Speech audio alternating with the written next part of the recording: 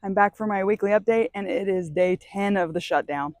Senate Democrats are still refusing to pass the short-term clean continuing resolution that we passed in the House 2 weeks ago. They're saying that they want over $1 trillion in new spending attached to any deal that they vote on over there.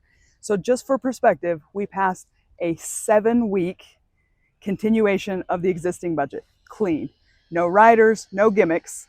And in exchange for continuing the budget we have now for 7 weeks, they want over $1 trillion in spending, including rolling back the common sense Medicaid fixes that we put in the One Big Beautiful Bill and subsidies for the Affordable Care Act. So let me break that down for you just a little bit.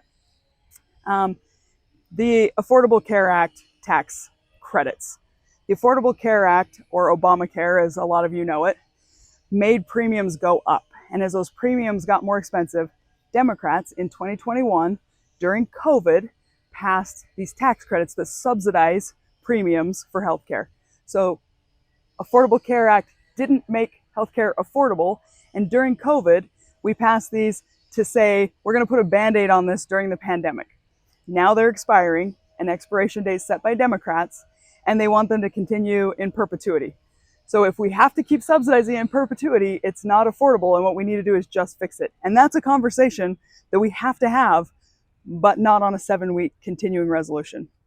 Then there's also the Medicaid fixes, which I've talked to you about several times, but just as a refresher, we said that if you're on Medicaid, you have to be working if you're able-bodied, don't have dependents under the age of 14, and we made sure that Medicaid is going to American citizens and not illegal immigrants.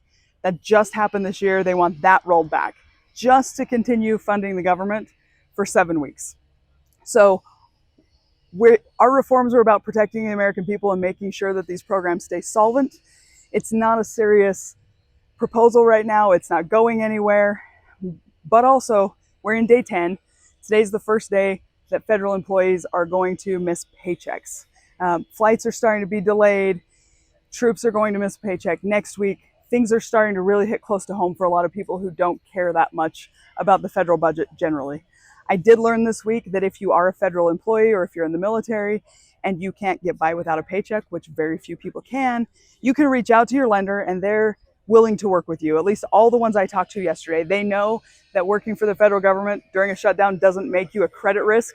It just means you got caught in a system you can't control. So call now, call before you miss your mortgage or your car payment, and ask them if they'll work with you. And I know that's not as good as having the government open and getting a paycheck. We're working on that. I've been on the phone this week with House leadership, with my colleagues, trying to come up with ways we can move this along. But for now, we have voted in the House to pay the troops, to fund the government, to keep everybody working and paid, and the Senate just hasn't moved on that. We need Senate Democrats to get serious and come to the table. And I'm doing everything I can to make that happen. I know this isn't good for Utah. I know the chaos isn't good for America, and we're trying to get that sorted out. It's time to get serious, get our job done so that you can get back to doing your jobs and getting paid. And I will be back next week with an update, hopefully from Washington, D.C., because we have funded the government.